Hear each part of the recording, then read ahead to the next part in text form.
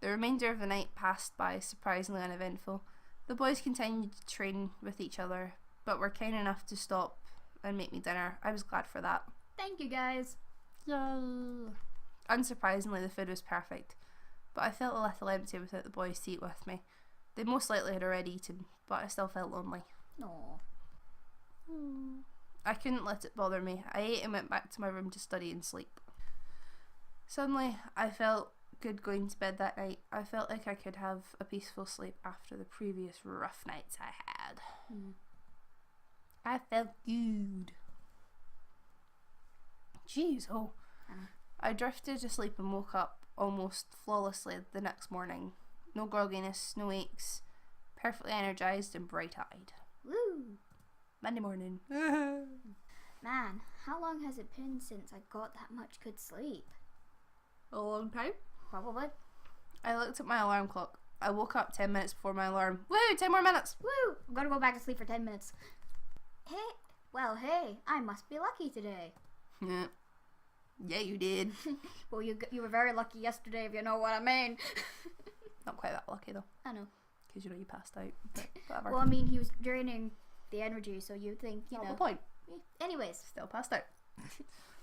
Karma owed me some luck. After all I'd gone through in a merely handful of days, I deserved to get some good luck. Ecstatic for the day ahead, I turned off my alarms before they could ring and got dressed. However, my phone started to quickly buzz from an incoming text.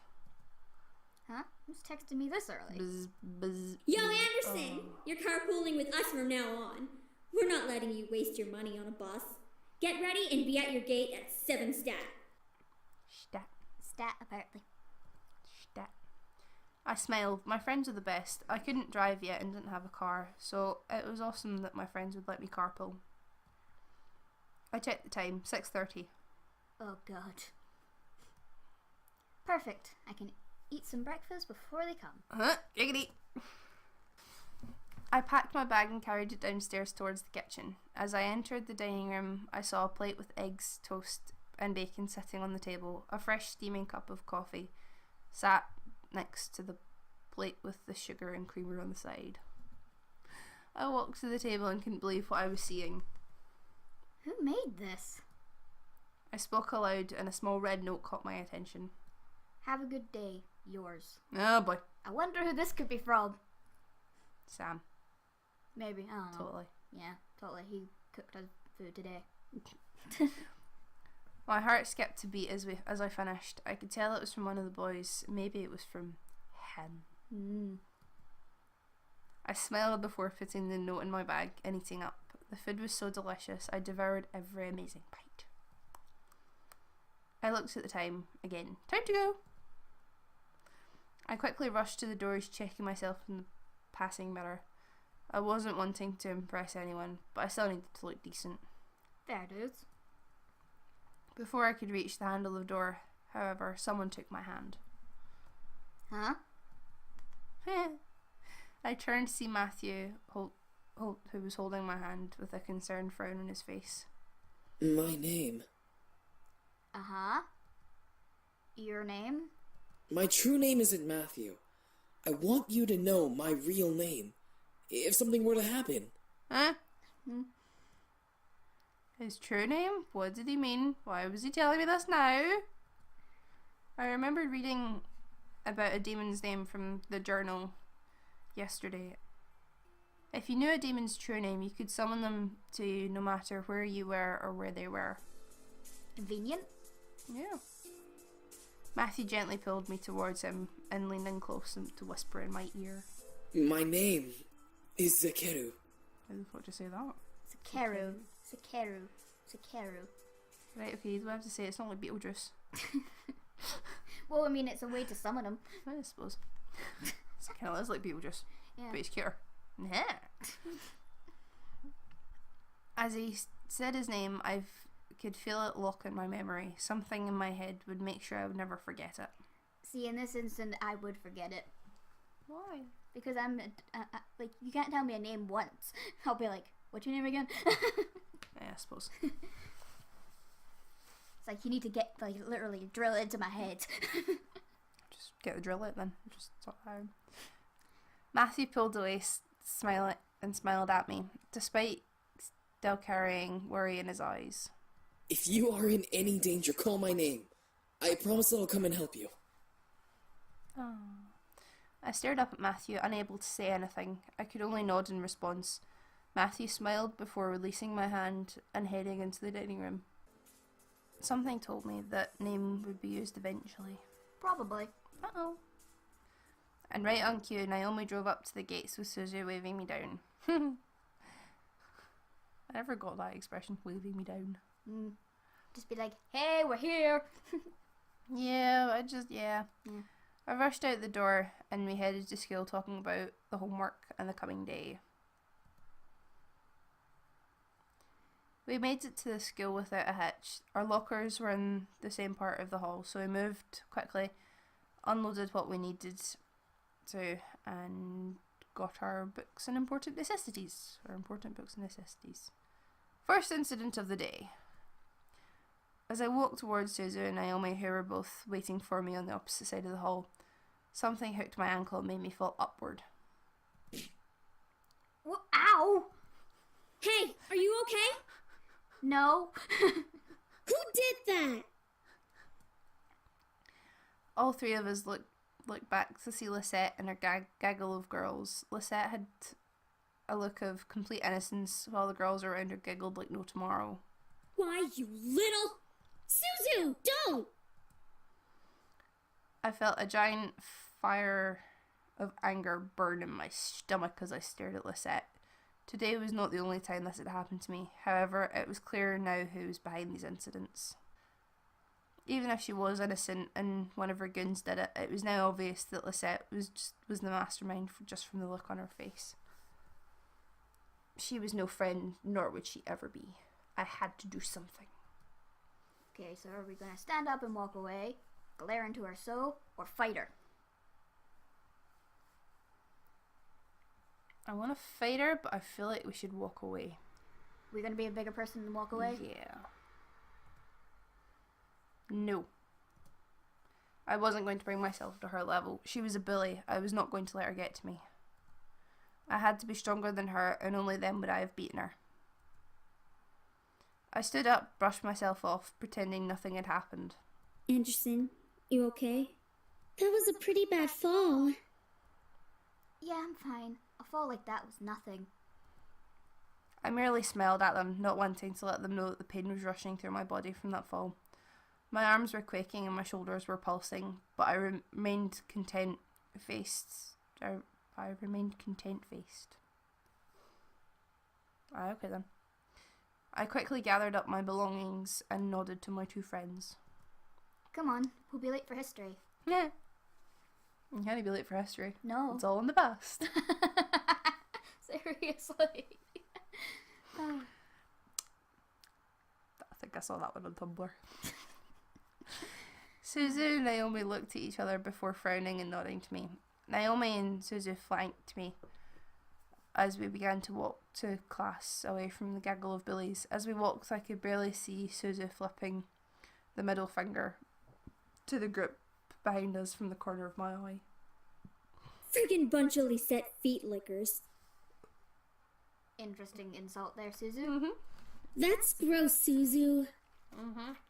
It's true. It's all OMG! Lisette is the best! Let's follow her around because we obviously don't have lives. Damn, girl, you nailed it! Dang. Naomi and I couldn't help but laugh. The group behind us, however, did not like Suzu's words. Uh-oh. At least my dad doesn't screw around in the black market to keep a stupid casino running. Suzu stopped. Naomi and I stopped as well to look back at her, who was staring completely red in anger. Suzu slowly turned ahead to the group, glaring daggers at them. Suzu, no. The fuck did you just say? Uh-oh. Naomi, you take one arm, I'll take the other. I had to act fast. I placed my hand on Suzu's shoulder and gripped tightly, knowing she could try and push my hand away. Suzu, they're not worth it. Just let it go. No, I think it's about time we taught them some manners. Suzu! I looked at Lisette and her group. Lisette had a widely amused smile on her face, which irked me to no end. Nevertheless, I knew that fighting wasn't going to get us anywhere. Let's go. I grabbed Suzu by the shoulder roughly, pulling her back to Naomi and me. She tried to step forward towards the group, but Naomi held onto her other shoulder. We held onto Suzu, who fought against our hands as we marched to class. Surprisingly, the rest of the day went off without another incident. I went to my classes, had lunch, and was anxious to get home.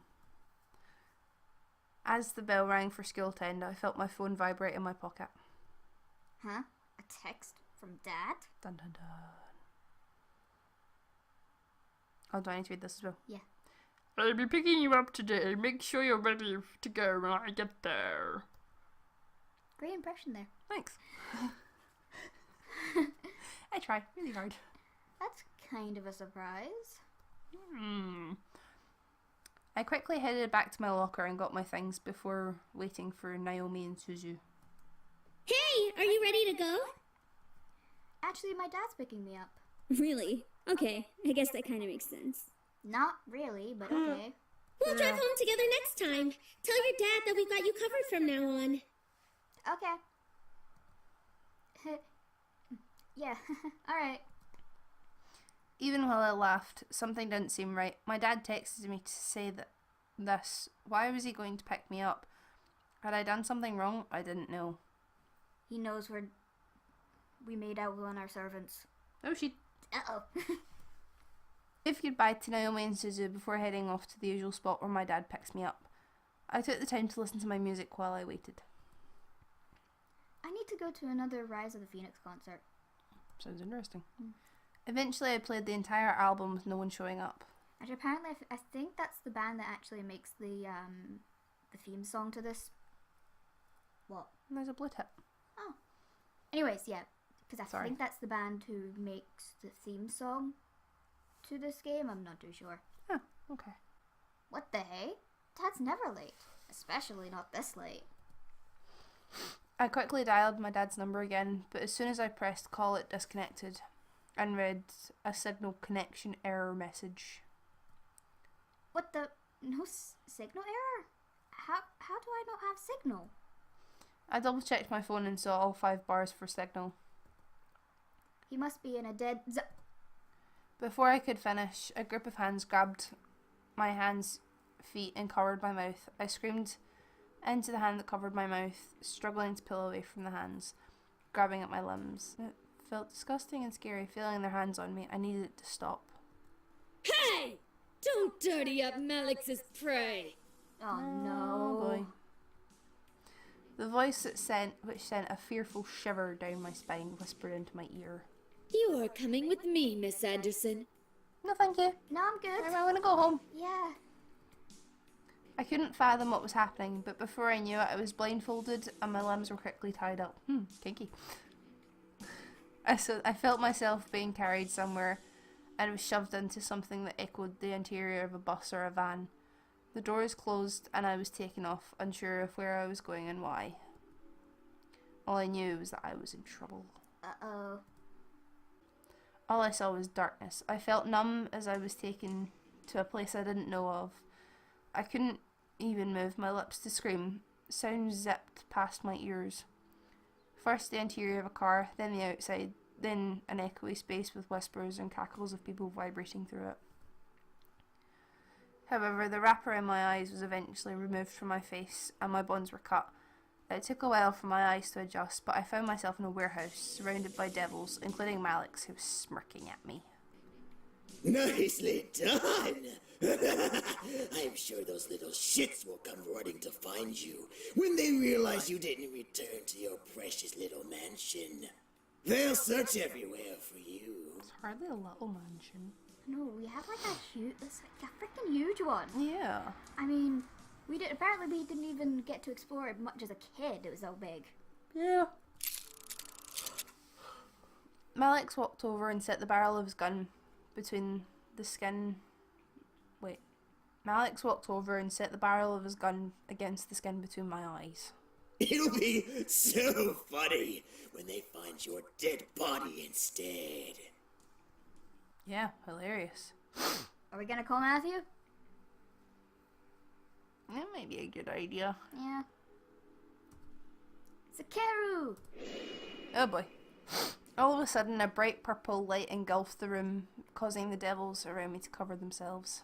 What the? Gusts of wind rushed past me, almost forcing me back. I covered my face with my arms, bracing myself and standing my ground. I tried to peek through my arms to see what was going on, but the light continued to shine brightly. As the gust slowly started to die, the light began to fade, revealing Matthew with his hands shoved in his pockets and his hood up. Matthew? Malik slowly moved his arms from his face, taking in the sight of Matthew before laughing hysterically. Are you kidding me? You summoned the crybaby runt? Malik's laugh was cut short, however, stopped by the gasp of pain and the thud of something embedding itself into flesh. I couldn't believe it, but somehow a knife had been stabbed into Malik's shoulder, causing him to grip it in pain. What the hell? A knife? Yeah, apparently. Durr. Well, what else do you think stabbed you? The bunny rabbit. Maybe. Next time I won't miss your throat. Malik snarled before ripping the knife out of his shoulder and tossing it to the ground. He quickly raised his gun and shot at Matthew, resulting only to stare wide-eyed at his target. In midair, a knife and Malik's bullet clashed. Both glided to the ground between the demon between the demon and the devil. Matthew chuckled and pulled a hand out of his pockets, revealing a handful of knives splayed out like a fan. Too slow, Malix. Must have been an old fart. Ooh. Burn. You're gonna need a burn heal for that. Yep. Malix instantly grew furious, charging at Matthew while shooting rounds at Matthew's shadow-covered face. Matthew followed suit, rushing backwards and shot his knives at each of Malix's shots. Each shot was stopped by a flying knife, making multiple clangs beat through the air. The remaining devils stared, trying to figure out what to do, help Malix or watch in silence. Eris, however, walked up beside me and crossed her arms as she watched with an amused smirk on her face. As Matthew backed into the far wall, he stood still, tossing knife upon knife at the incoming devil and his bullets. Gotcha, you knife-throwing circus freak! I saw a smirk grow on Matthew's face before he hopped up and flipped over Malix. The devil skidded to a stop, barely bumping against the brick wall. Matthew, however, didn't give Malix a chance to turn before shooting multiple knives into Malix's back. Bye-bye, Malix. Matthew tossed a knife into the air and caught it before chucking it at the back of Malix's head. The knife sadly didn't get to meet its target, as Malix ducked out of the way and turned to face Matthew with a face of pure rage. You little shit! You think you're all that? Matthew brought out another knife and tossed it up and down his hand, unchanged in his cool, yet almost playful expression. Little known fact, I just like having fun. That's a load of bull, Matthew. You won't even fight me in your demon form. Why? Are you afraid I'll kill you as the demon scum you really are? Demon form? I didn't understand. However, Matthew broke my thoughts from trying to figure that out. Hey, mind closing your eyes for me? I suppose. Depending on why, though. Maybe. Huh? What are you babbling about now? Before I could answer, the tension suddenly went from warm to almost ice cold. Then, at that moment, something in the air changed. The air instantly went from frantic to still in energy. What could have been described as tone, as the colour red quickly turned into a deadly mix of purple and blue as everything began to blend together all at once. You asked for it, Malix. Now you're gonna get it. Oh, shit. My eyes never strayed from Matthew's face. However, even as it changed, his eyes began to glow a bright golden colour, as a dark blue circle formed underneath Matthew's bare feet. I stared as Matthew's skin began to morph and shift, changing from human to something else. For some reason I was both scared and instantly intrigued to see his new form. Before I was allowed to see Matthew's new form, however, a pair of eyes quickly covered my hands. Instinctively I reached... What? You said a pair of eyes. I don't know, I think I've been reading this for too long, my eyes are starting to go all fuzzy. Oh my god, what? Yeah, we'll make stop soon because my brain's not working anymore. Okay. Before I was allowed to see Matthew's new form, however, a pair of hands quickly covered my eyes. Instinctively, I reached up and gripped them, trying to pull them off. A voice stopped me. It's me. Don't look. Boys. I listened carefully and let the last two words linger in my mind. Don't look. Why? What was being hidden from me? I wanted to know, but something told me to obey Damien's command. I suddenly heard gunshots making me tense up, and then I heard the sounds of multiple stabs, followed by Malix's screams of pain. The stabbing and splashing sounds of blood and flesh grew more frantic and in number. How many knives was Matthew using? Where was he getting them all from? Well, remember. And were they from the kitchen? Because see if they were from the kitchen, he bloody better clean them up. Nah, I think because remember he can make things from his pocket. So I don't think it's our knives. Sorry then. Maybe it was better that I wasn't able to see. Matthew, enough! Almost instantly after James's command, the sound stopped. The only thing anyone could hear was the dripping of blood. Sounds lovely. I guess I went a little overboard. Malix is definitely dead. But you've lost your glamour spell. Oh boy. Glamour spell? What did he mean? Why did Matthew sound so different? Why was this being hidden from me? It's a spell that makes us look human. I froze. Look human? They didn't have human forms after all. What did they look like? Like demons. No, really? What did demons look like? We'll find out at some point. As if Erik knew what Damien was talking about, he cleared his throat and spoke up, followed by the sound of a cork popping out of a bottle. Well, not for much longer, Princess. Here, Matthew. How many times do I have to tell you? Don't call me princess. Oh, hey, you found my potion. Thanks. I could hear the small clinking of glass being passed before hearing Matthew guzzle down a liquid of some sort. The feel of the air around me gently began to warm back up, insinuating everything had been returned back to normal. Finally, Damien moved his hands from my eyes, allowing me to see once again. The devils, including Eris, had fled. On top of Malix's body was a dirty sheet that was quickly turning red from blood. The wall behind it was painted red in blood, still dripping onto the floor and onto the blanket. The blanket looked like it was covering a mound of dirt instead of a body. Nice. The boys, however, gathered around me. All of them, including Matthew, looked like nothing had happened. What just... I tried to speak, but everything zipped around in my head, and the whole event, I felt like speaking wasn't possible. Let's just get you home, miss. There's nothing more to see here.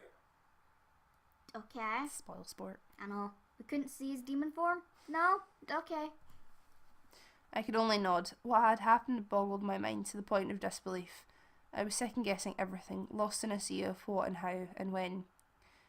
As we walked out of the warehouse, I looked to Matthew for some form of sign that I wasn't dreaming. Matthew rubbed the back of his neck, walking forward to get away from what happened. It was over. Malix was gone and the boys were finally safe. No, it's not. He's not really, is he? I'm not saying it. I don't think he is. Because, yeah. A wave of relief ran through my body at the thought of never having to deal with that group again. At the same time, a pang of realisation hit the back of my mind. The boys were only going to stay until after Malix was defeated. That was the deal. As we approached home, I could feel something heavy way down my heart, but it was late. The boys led me inside, turned on the lights in the lobby. Finally, we can relax. It will be good to have some rest without devils breathing down our necks. I'm just tired. Can I hit the hay early? No. I think some sleep would be good for all of us. No. I looked at Damien knowing he could read my mind and frowned. I didn't want him to know about my thoughts on the situation. Yeah, that sounds good. I just wanted to end tonight. Too much had happened and I felt dizzy just trying to figure it out. However, Damien spoke up, stopping us all from moving. Should we be gone in the morning? The air became still with tension. The realization of the situation had the boys like a wave, forcing them to turn to me in curiosity. They had remembered their deal and were now waiting on me to decide their fate. I gulped, face to face with the reality of the situation. The boys were leaving. It was up to me. They looked like they were willing to accept whatever I had demanded. It was only fair, though, after all that had happened. I looked to Matthew, feeling my heart flutter in my chest. I didn't want him to leave, but when he asked to stay, I had hoped that he would say no and ask me to stay longer. As if he knew what I wanted, Matthew moved and stepped to me, taking my hands. He gently smiled at me and spoke. I want you to know that you've been really generous to us, and I want to thank you for letting us stay here. But is it okay if we stay a little longer? My heart skipped while a large red blush ran across my cheeks. The boy stared at Matthew wide-eyed, but didn't dare to speak out. Matthew stepped back to give me my space, returning to where he was. I moved my gaze from each boy, trying to make a decision. If they left in the morning, I would never see them again. My life would return to normal. If I did decide to let them go, that would have been for the best. No goodbyes, no delays. But did I want to? They had done so much for me in such a small amount of time. We gonna let them stay or let them go? Duh, let them stay. I wanted them to stay. I wanted him to stay. I merely smiled, staring at the man I had come to have feelings for before speaking at last. I would love it if you could all stay. The boys cheered tiredly, but nonetheless enthusiastically. I giggled at the sight. It was so cute to see everyone so excited, despite the tiredness that equally ran through our bodies. Today was a rough day. My home is your home, as long as you can still help with the chores. The boys nodded in unison, agreeing to the terms I had set for them. Despite the good situation, I felt myself slowly slipping into unconsciousness. However, James quickly clapped his hands together, getting everyone's attention and waking me up, making sure I didn't pass out on the floor. Good idea. All right, everyone. We're all very tired, so let's head to bed, shall we? Oh, yeah, sleep is actually a thing. Right. We've had a very long day, but it will be good to just relax tonight and tomorrow. Sleep sounds really good right now. Yeah, man.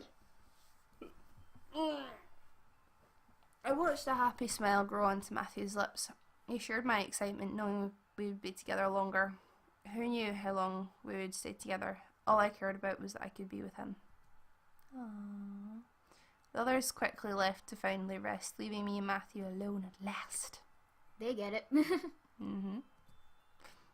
My heart fluttered a bit as Matthew practically skipped over to me in excitement. It was really cute to see him that way, so I didn't do anything but smile. Thank you so much for letting us stay. No problem. You're welcome, Matthew. I'm happy to have you stay here.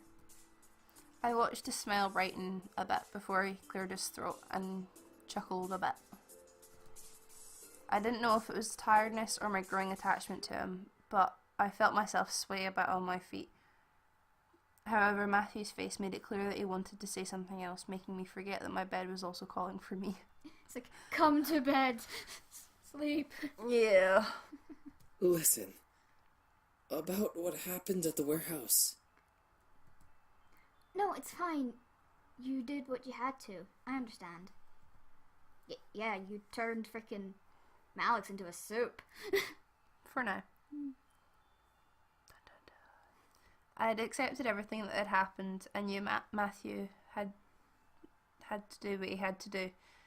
He was someone I didn't want to be without, even if that meant nodding against my curiosity. Besides, I was too tired to explore that memory further. Matthew nodded before holding out a hand to me. Come on then. Let's get you to bed. Nah, yeah you are. I nodded before Matthew gently lifted me up into his arms like a bride and carried me to my room. I didn't want to leave his arms, leaning my head against his chest, but eventually I was slowly lowered into my bed and covered with the covers. I was still in my school clothes, but I was too tired to strip or care. I looked to Matthew fighting a yawn from escaping me as he gently ran a hand over my hair. Have a good night, okay? I'll make breakfast again in the morning. I nodded with a tired smile, watching him slowly stand and leave my room, closing the door. A wave of happiness washed over me as I laid in bed. I made a good choice. Sure, it would be hard, but I could tell that I would be able to manage it. Help her in the house, and being with a man whom I was slowly starting to fall for would be worth it. I slowly felt my exhaustion take over. I let sleep consume me as I drifted into the darkness in my mind. Everything was peaceful. I was happy. Bang! No? No bang? No, end. Really? Fucking hell. That was short. Okay. Not really. Duh. You are an interesting creature. Okay, and I think we're gonna call it for today. Yes, we'll find out. My brain is going to mush. Okay, so we'll find out who that mysterious voice is Dun, in dun, the next dun. episode. I hope you enjoyed this episode. And It's interesting. yes, It's very interesting. yes. And again, depending on how much we've actually done, we'll see how many episodes this turns into. Dun, dun, dun. Anyways, until we meet again, goodbye. Bye.